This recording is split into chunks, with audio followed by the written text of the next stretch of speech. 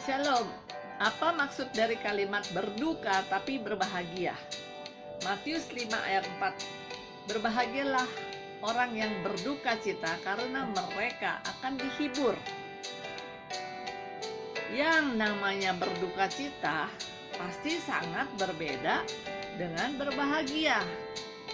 Duka cita adalah lawan kata dari kebahagiaan. Lalu, apakah firman yang ditulis itu tidak salah? Duka cita atau kesedihan menyelimuti hati seseorang ketika ia ditinggalkan orang yang dikasihi.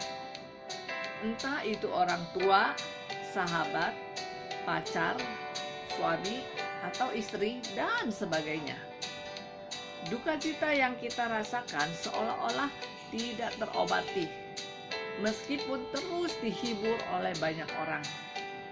Lalu, duka cita bagaimana yang dimaksud ayat di atas? Ada duka cita yang merupakan dosa dan ada duka cita yang justru mendatangkan pengampunan. Duka cita yang merupakan dosa adalah kemurungan berlarut-larut karena putus asa, kecewa, atau kesedihan yang mendalam terhadap perkara yang sia-sia. Duka cita yang dari dunia ini menghasilkan kematian.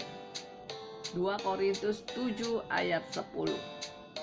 Adapun duka cita yang mendatangkan pengampunan adalah duka cita karena dosa, baik itu dilakukan diri sendiri atau perbuatan orang lain.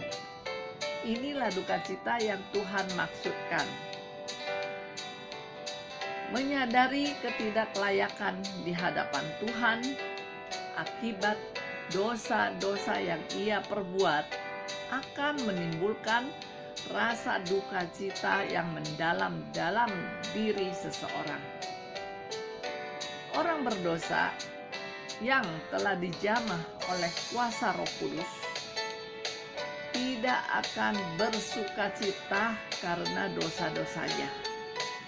Sebaliknya, ia akan meratap dan berduka karena sadar bahwa jalan-jalannya sudah jauh dari kebenaran dan telah melukai hati Tuhan. Karena hidupnya sudah tidak kudus lagi, duka cita semacam ini akan beroleh penghiburan dari Tuhan, yaitu berupa pengampunan dan kehidupan kekal. Tuhan akan mengubah ratapan itu menjadi tari-tarian karena Tuhan Yesus sudah menanggung segala dosa-dosa kita di atas kayu salib. Rasa duka cita itu seharusnya ada di dalam hati kita setiap kali kita berbuat dosa dan menyadarinya. Duka cita itu timbul bukan karena kekuatan kita sendiri, melainkan pekerjaan Roh Kudus.